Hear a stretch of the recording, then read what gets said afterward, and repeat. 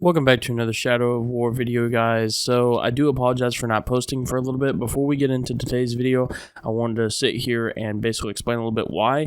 So I upgraded to Windows 11 recently, and with that came a bunch of driver corruption issues and corrupting my GPU drivers. I have since then fixed the issue. I also believe I found a way to make the audio a lot better in terms of microphone quality. Let me know in the comment section below what you guys think about it, if it sounds better than before or not. But I hope you guys enjoyed today's video. I'll see you guys next time. Why are Celebrimbor and Talion so different, and what overall ends up branching them away in the final act of the game?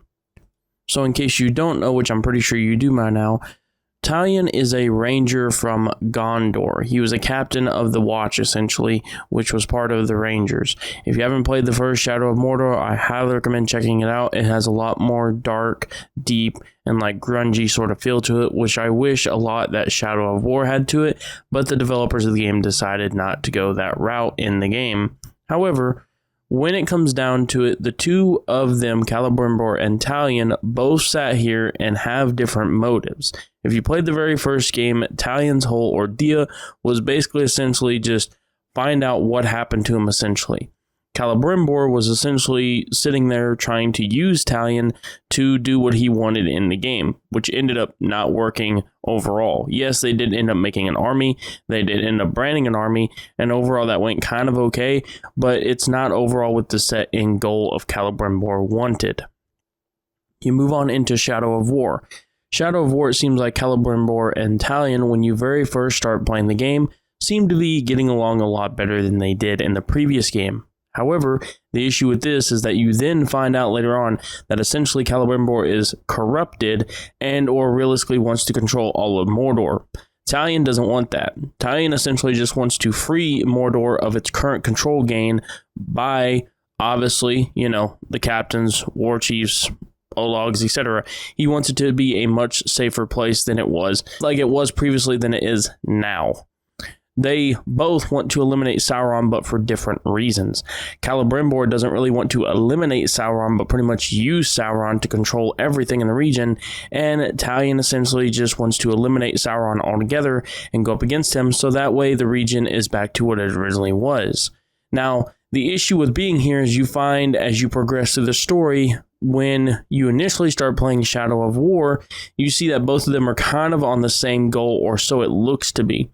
As you progress and get further into the Shadow of War story, you come to find out that Celebrimbor, realistically speaking, sits here and wants something completely different than Talion. And there's not much you can do about it as the player, but sit back, wait, and hope that both of them sit here and decide to work their differences out and go towards the same thing. When you are storming across the final bridge in the game and Talion ends up dying, quote unquote, he ends up picking up a ring which makes him essentially a Nazgul. However, he does not want to fall to the power. But if you complete the overall ending of the game, he falls to be one of the Nazgul in the game in the very, very end.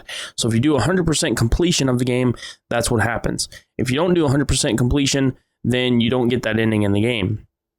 Now, let's go to Celebrimbor. Celebrimbor ends up breaking away from Talion, okay, because of the fact being he sees more usefulness in Eltariel and the fact that she could also wield the light as well. So he figures with her having the light powers and him having the, of course, as you know, essentially the powers he has as the Wraith, both of them together would be able to defeat either Sauron and make it so they rule the area, that he rules the area, or the second one being is that they're able to at least challenge Sauron. The reason being for this is obviously Talion didn't have any extra powers aside from using literally just the Wraith, and that's pretty much it. Yes, he had combat awareness. Yes, he had the ability to overall use swords, daggers, etc., stuff like that, and those basic combat attacks. When it comes down to it, though, Eltariel has a lot more arsenal to offer.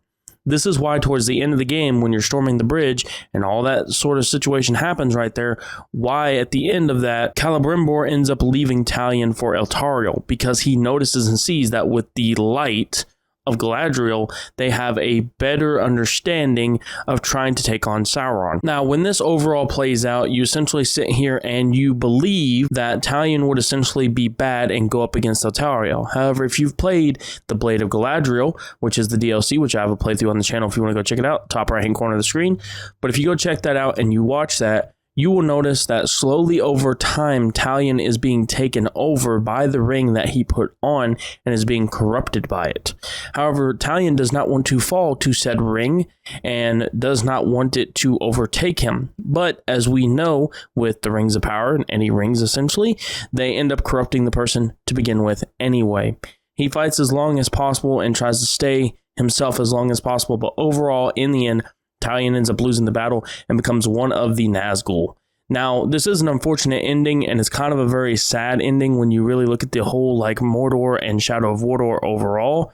But when you look at both of them, it's a pretty sad ending to know where Talion came from, how he rose up, how he fought with the help of Celebrimbor, only to then be betrayed because Celebrimbor saw more power in another person. And then furthermore than that, not only does he just die, he then turns into the one thing he was trying to fight against overall in the game. Very sad, very, very sad story, very depressing story, but it gives us one of the best, coolest storylines, I think, in a game. When you look at Shadow of Mordor and you look at Shadow of War and you put both of them together, it really is a whole complete story from from start to finish, okay? And with the ending, it really tells all of Talion's story from beginning to end, even if it does come up to the fact that Celebrimbor does stab him in the back, which is very unfortunate. Let me know what you guys think in the comment section below of the story of the game. I hope you guys enjoyed the video. I'll see you guys in the next video. Peace.